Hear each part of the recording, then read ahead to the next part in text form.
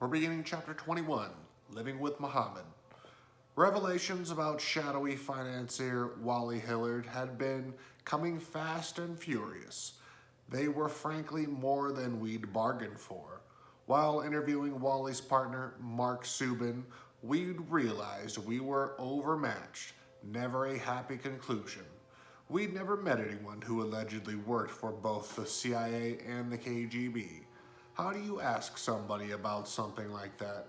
We didn't know where to start, and we still couldn't figure out Wally Hillard, a retired to Florida insurance executive now living like a Midwestern James Bond. Maybe not as much razzle dazzle, but owning 20 jets was impressive. We had no idea what made Wally so different. A lot of people retire to Florida, but most retired men settle for hobbies like woodworking, boating, golf, shuffleboard. We'd never heard of anyone retiring to Florida to pursue espionage and drug trafficking. Worrying that your organization's been penetrated by a foreign intelligence service cuts down on hammock time. So we turned our attention back to Mohammed Atta's activities in Venice to see if his behavior offered any clues to the riddle of Wally Hillard's motivation. Since they knew each other, we thought maybe we'd find a common thread. We revisited our interview with Amanda Keller. We have to admit we weren't immune to the tabloid aspects of the story of her living with a terrorist ringleader. We'd wondered what terrorists like to do for fun during the odd hour when not planning mass murders. If America had a free press anymore, we figure we would already have seen headlines like terrorist stripper's girlfriend bears all, the Mohammed no one knew. But of course we haven't. It's a puzzlement. Had good taste suddenly become fashionable on the network? Maybe we missed it. When they first mentioned Venice on the news, Amanda Keller told us, I went, oh my God, what if I knew one of them? Then they mentioned the name Mohammed, and I was like, oh my God. We sympathized. If the FBI called and told us we were buddies with a major terrorist, we'd be like, oh my God, too. Then the FBI started calling. They asked me what I knew. I told them, and they told me not to talk to anybody, to keep my mouth shut. We asked her, when you first saw his picture on TV afterwards, how did you know that was the guy you'd been living with? It was that look on his face. That was the look he kept on his face most of the time, she replied. Very moody, somber, but he had a little goatee, very close shaven when I knew him, so he looked a little different too. Amanda's sister Tammy met Atta when he drove up to her mother's home in Lady Lake. Looking at her sister for confirmation, she told us, it was in March that you brought him up to Lady Lake, remember? I waited and waited for them to get here, and then finally took my lunch break, and that's when they showed up, explained Tammy. He got pissed off and told me I was a rude bitch for not wanting him. Not wanting him. He got pissed off and told me I was a rude bitch for not waiting for him. He smelled of patchouli oil. We heard this patchouli oil story from several people. Amanda confirmed it. He had a very intimidating look about him. He smelled like patchouli oil, wore a foreign cologne every day, she said, and it stunk. Almost by accident, we learned from Amanda that two other of the 19 terrorists, the less publicized ones, also lived in Venice. Mohomed moved into the Sandpiper, she recalled. Also, Ahmed Al-Ghamdi, another Al-Ghamdi, I recognized his picture, she said. He used to come to the beach and hit on my friend Tanya. Atta's 2 months with an American girlfriend went as badly as you'd expect, and his American girlfriend, as American girlfriends do, let him know about her disappointment in him a lot. After I lived with him, I noticed he was an asshole, Amanda stated flatly. He called me an infidel all the time, but I was working nonstop at Tampico Bay, a nursing home in Venice, and Papa John's because I needed to buy a car. What she what she meant was she wasn't yet ready to lower her boom on Mohammed, but it was coming. She ticked off a litany of his irritating qualities. Mohammed was really anal, she explained. Very anal about the way he hung his clothes. He ironed everything and got mad at me because I didn't iron. So he bought an ironing board and an iron. He would sit there and press his pants. He had to have perfect creases in his pants, and it had a particular way he hung it. And he had a particular way he hung everything. He was a very anal retentive. Even his bathroom routine was exactly the same every day, she continued. Exactly. He wouldn't go in and shave his goatee, trim his hair, wash his face, brush his teeth, go to the bathroom, then take a shower. I remember lying in bed listening to the different noises he made, and they were always exactly the same. Exactly, every single day, same order, the same time. She made him sound like a dripping water faucet. The litany continued. He didn't like animals. Charlie Grappentine, the apartment manager, had a great big dog, a puppy, and he would paw on my door, come to our door, and I would let it in, and I would give him lunch meat. And that pissed Mohammed off to no end, he said. You let that dirty beast in here? So I said, well, I let your ass in here. What's the difference? Then there were always dirty dishes in the sink, she continued. He said, aren't you going to do the dishes? I said, you made the mess, you cleaned it up, he said. That's your role. I said, no, you're in America, and it's my name on the lease. This is my house. A moment of truth was approaching. Mohammed Atta's last girlfriend on earth that we know about was getting ready to do him wrong. See, I had talked him into using his money to get the apartment, but it wasn't my name, she said. Basically, I was just using him. It was, ironically, Amanda's new job at Fantasies and Lingerie that led to the split. We'll let her tell it. As soon as I started making good money there, I kicked him, Atta, out, she said. I was pulling like $3,000 a week. You wouldn't believe how many doctors, lawyers, judges came in there. All high-profile people. To spend money there, you had to have money. They sucked me in. I started working there, and Mohammed called me a whore, 'cause I was stripping. He started cussing at me. Either Harley or Paige drove me to work, and Mohammed would start arguing with him. The driver and Paige once said to him, I wear 6-inch stilettos, and I'll kick you right in your head. Paige had a crush on me, Amanda explained. They were all lesbians that worked there, and she was the one that picked up my dead cats. We heard another anecdote casting Mohammed Atta in a less than manly light. We went to a club called Extremis one night in Sarasota, Amanda explained. They have a fight night on Wednesday night and a wet t-shirt contest afterwards, which I had talked my friend Tanya into joining. While waiting around for the t-shirt competition, someone in the ring pointed to Atta. Some guy called him up to fight. They were in the same weight category, and Mohammed wouldn't do it. This was not considered good form at fight night. The dude totally punked him out, Amanda said disgustedly. Right in the middle of the club with 1,400 people in it, the dude punked him out. It was awful. My trainer was in there, and all these people that I knew, and I just sort of walked off to the side because I didn't want to be seen with him. We heard more about the social set in Venice.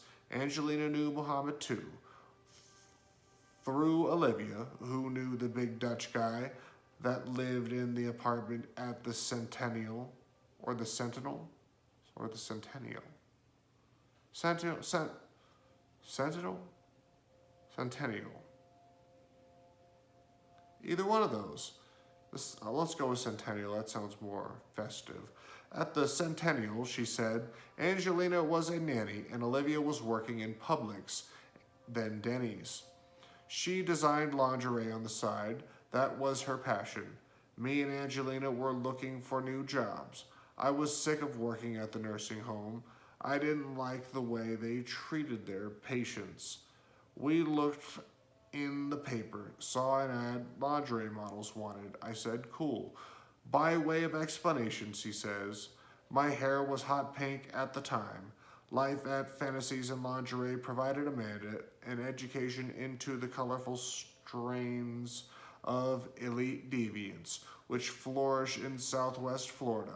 Amanda told of Nick, a bald former New York City cop who worked security and protected them, said all the girls had stage names: Alexis, Harley, Faith. Joy was my stage name, she explained. Richard, the owner, named me Joy. They made me keep my hair hot pink down to my ass. He owns Extremist Boat Racing. Extremist Boat Racing owns the boat racing franchise. For a half-hour session, I made $600. That was just my money. In the dungeon, it was $1,000 a session. There was even a whiff of blackmail wafting over the scandalous proceedings. There was one politician in Florida who came in there. Lexi told me about it. He liked his penis to be downgraded, got off on us telling him how small it is and stuff. That's how Richard made his money, Amanda alleged. They have cameras and monitors set up in those rooms, and they blackmail people. When I left, Richard threatened to blackmail me. He was pissed because a lot of customers would ask for me, and I was embarrassed about having worked there and knew it, and he threatened to give pictures of me to people that knew me. Blackmailing politicians in Florida appeared to be a growth industry. Presumably, the FBI is on top of the situation, although they've released nothing to the public which pays for all their long lunches. The FBI must know that Atta frequented places like Fantasies and Lingerie. In fact, it was the last place Amanda Keller ever saw him. When he stumbled in late one night after they had broken up, shouting her name, I was in a session one day, and Mohammed had a bunch of his cronies, drunk and stoned out of their minds, came in screaming his head off. Where's Amanda? I want to see Amanda. And none of the people I worked with knew my real name, because it was all supposed to be confidential, and she was throwing a fit. They had to get security to throw him out. Security struck around and walked me out to my car at 5 a.m., she said. I was in a session, and Bobby wouldn't let me come out, because they were drunk and hopped up on whatever, and she wouldn't let me come out. She chased them out as quickly as possible, but I had to pay a fine for that because they thought it was my fault, and that pissed me off even more. And that was the last time I saw him. Did he have any good points? He was somewhat decent at some point. He had a gold necklace with a figure on it, and I asked him what it was. He told me it was Palestine he wore around his neck. He called it his home country. He told me his father was a pilot. He wanted to be like his father. He'd gone to private school in Lebanon. He spoke highly of his mom, 'cause she was obedient, Amanda explained. Here's a news flash. We don't know what to do with Atta listened to the Beastie Boys non-stop. One time I got mad because he broke one of my knickknacks, so I snapped his CDs in half, said Amanda. I broke all of his CDs because they drove me crazy. He played the Beastie Boys non-stop. In the aftermath of the argument, Atta told her why he was such a Beastie Boys fan. He told me about this girl he dated in France that had his son. He didn't tell anyone else about that. For some reason, he felt he could spill his guts on me. His son was like 9, he said. He said his son was the reason he liked the Beastie Boys so much, because they were his son's favorite band. Did Mohammed Atta have a 9-year-old son in France, or was this just part of Atta's cover story? We didn't and still don't know. But consider, we can't imagine a spy making up a 9-year-old son as part of a cover story for civilians. But we have a harder time envisioning that spook going to the trouble of interventing for his phantom son? Intervening. It might be a typo, but I'll just say it as it's written. Envisioning the spook going to the trouble of interventing for his phantom son, a favorite band, which then becomes his own. Amanda confirmed that the story we heard from Stephanie Fredrickson about beatings and her throwing his clothes out was true. Mohammed hit me, threw stuff at me, hard, left bruises. We had 3 very nasty arguments. The first was over the way he talked to me, the second over religion, and the third one, that one came after I had slept with Garrett. After the last one, I threw his shit over the railing onto the parking lot below. He was gone at the time. We argued a lot, however, how I dressed when I went to work, or to go out to a club, she said. I was thin. I wore little bitty clothes, and I was gonna wear what I wanted to wear. Amanda described the arc of the relationship as not having a favorable trajectory, but it had its moments. He did give some good points. When I first met him, he knew exactly what to say to me, 'cause I guess he could see. He talked in French all the time, saying little sweet things, but then he turned into a wicked monster. After that, he was an asshole, always downgrading me. After I met Garrett, I guess I did flaunt Garrett in his face, she admitted. I used to have Garrett spend the night with me, and I'd make Mohammed sleep on the couch for the last week before I kicked him out. They fought over Garrett, not surprisingly, and Mohammed said, "You're a typical American bitch, fickle and an infidel." He also called me an infidel. You American women are all alike. All you want is money. And I said, what the hell else do you have to offer? Things were going more than slightly downhill. Amanda called her sister Tammy for advice. I told my sister he had called me an infidel, and she said, you must mean infidelity. And I said, no, that's not it. We asked Amanda, what was he like in bed? We didn't have to, but we did. And when we did, Amanda's sister Tammy giggled and went into convulsions, and then held up her pinky finger and wiggled it in the universal symbol for the underendowed. His dick was like almost invisible. It made my skin crawl, said Amanda. Her sister interrupted excitedly. What did you tell me about him? She asked.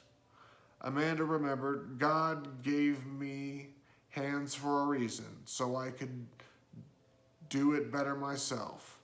Seriously, sex with Mohammed was terrible. He wasn't passionate.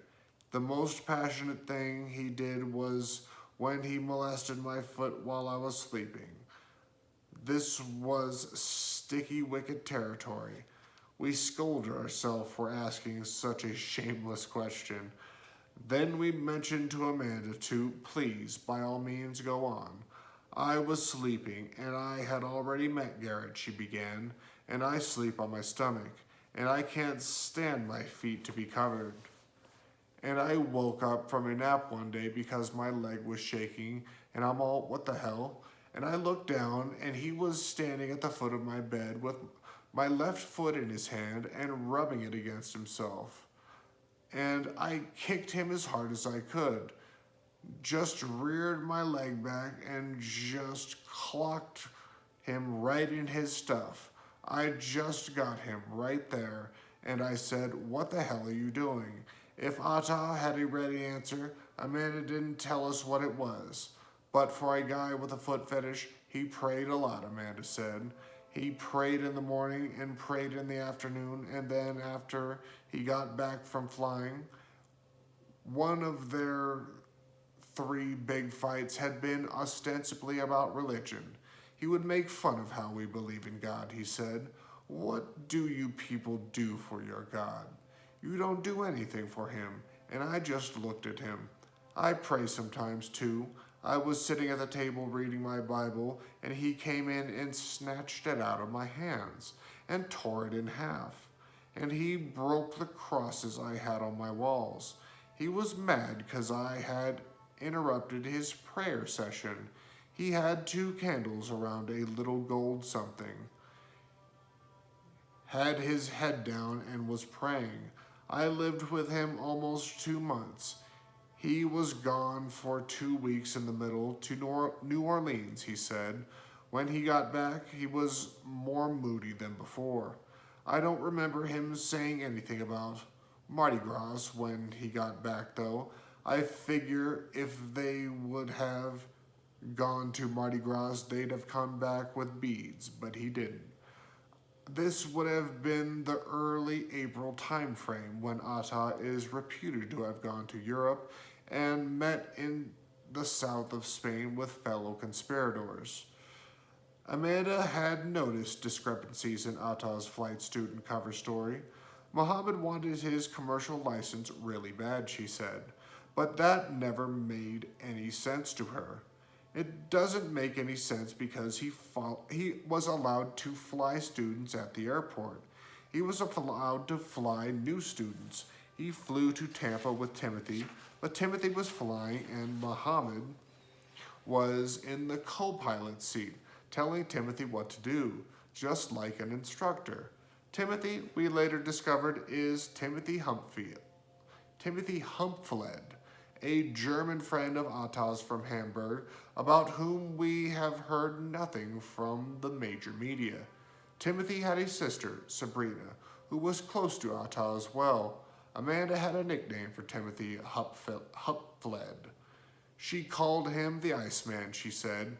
He reminded her of Val Kilmer in Top Gun. All of Atta's friends already had pilot's licenses from other countries, she said. This is what I don't understand, she continued. He, Mohammed, said he was a student. He was allowed to fly other students. He was allowed to go off on his own, and he had the privileges of an instructor, which is why Mohammed didn't fly the plane when I went up to Tampa with him. He just sat there and told Timothy what to do. This is crucial information.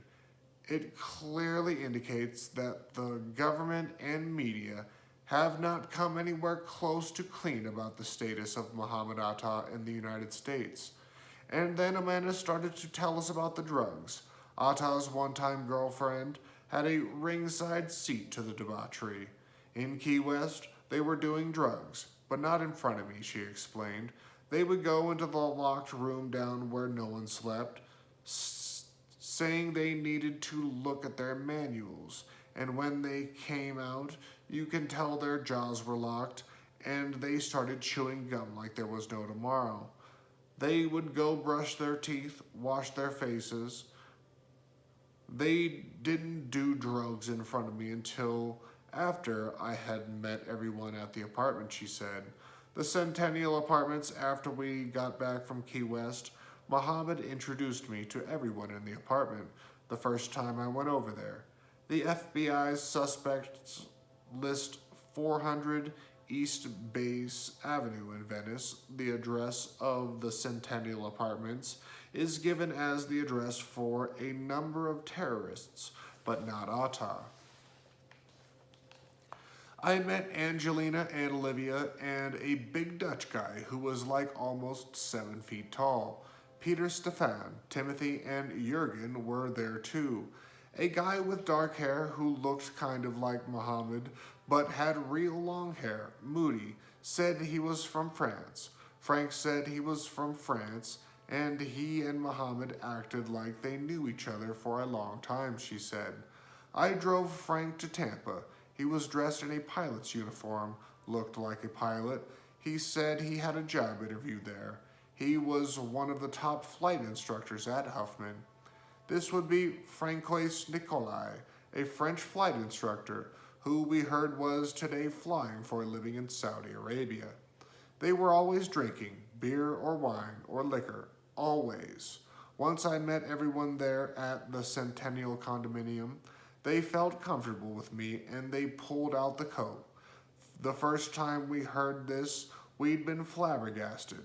We made her repeat it. You saw Mohammed Atta do coke? She nodded. The first time I saw him use it, he borrowed $1 from me and rolled up a straw and then asked me if I wanted to do a line laid out on the glass table in the living room they used to cut it on. I said no. To me, it was like something you'd see in a movie. It was the first time I'd ever seen cocaine. These guys had money flowing out their ass, she said. They never seemed to run out of money, and they had massive supplies of cocaine. Whenever they'd run out, they'd go over to the flight school. I followed them one day with Sabrina, Timothy's sister from Hamburg, to see where they were going, and saw them go into Florida Flight Training. That's the Florida Flight Training Center owned by Arnie Kruithoff, which also maintained a condo at the Centennial right across the hall from the hall that used by Atta and his crew, which belonged to Rudy Deckers. Amanda described a typical night out with Atta when nothing much seemed to happen at all. Area 51 Club was another place we didn't sink or swim night. Area 51 was another place we went. Sink or swim night, she said. Mohammed didn't like the music, which was all rap, and Jurgen had to take Sabrina home because she was epileptic and there were strobe lights, and it was causing her to have a seizure. Me and Olivia stayed, and also Timothy Hupfled, the outgoing one of the bunch, a real nice guy, younger than the others. We met more pilots from Africa, Germany, and Arabs. Marwan was in the reggae room drinking with a bunch of women at the bar. There were a lot of women around him, and he was just flaunting money. It's one thing to hear Atta described as living it up with wine, women, and song, but Marwan flaunting money at the bar pretty much puts the lie to the Islamic fundamentalists tag. In conversation with Amanda, we were amazed at the number of associates of Atta's whose names didn't sound Arab. Him and Wolfgang drove around in the red convertible a lot, she said. Their favorite place to eat was Hooters in Sarasota. They got kicked out of Hooters for grabbing their boobs. He spoke German with Wolfgang, who was in his 30s. Wolfgang was with Mohammed when he came by the nursing home to see me one time. They told me he was here. When I saw him, I said, "What are you doing here?" He said, "I wanted to make sure you were at work." Not a very trusting soul, apparently. More puzzling was learning about Atta's deep ties with a number of Germans. Mohammed called certain people, Arabic people, my brother, and I was wondering how he had so many family members, like gang members do. "This is my brother," she said. but not all Arabs, so it wasn't like anyone Muslim was his brother. He called Wolfgang and Jürgen my brother too. He and Wolfgang were very tight. Then they went everywhere together. When he came into the picture, they were together all the time. Him and Jürgen acted like they had known each other for forever. He told me he went back and forth to Germany but lived in France. Jürgen was a pervert, straight out, she said. Every woman that walked by, he had something to say to them, commenting on their butt or whatever. He would go up to a woman, say, I'm from Germany, and I want to touch an American woman's butt. He was a lush mid-30s. Who was this Wolfgang? Who was this Jürgen? Why have they not stepped forward to explain themselves? Even as these questions rolled around in our head, Amanda plunged forward with her narrative to the all-time low momentum in her romance with Mohammed Atta. I made him cry one time, she said, with some satisfaction. So he obviously thought more of me than I did of him. He asked me how come I wouldn't sleep with him anymore. I said, you don't want to know. And he was like, yes, I do. And I said, leave it alone. You don't want to know. And he kept picking and picking at it. So I finally looked at him and said, because my pinky is bigger than your penis. Well into the last year of his life, Atta may well have been reaching out for a little human comfort. That he so clearly picked the wrong girl is small compensation. But small compensation is better than none. For Amanda Keller, summing up his brief brush with a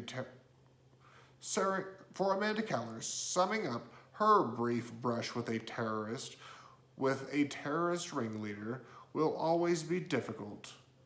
It would be hard to remember the good times, even if there'd been any. There were moments he'd be laughing and joking, then the next minute angry and violent. In 2.5 seconds, then as soon as you'd blink your eyes, he'd change, she said, although he did like pork chops.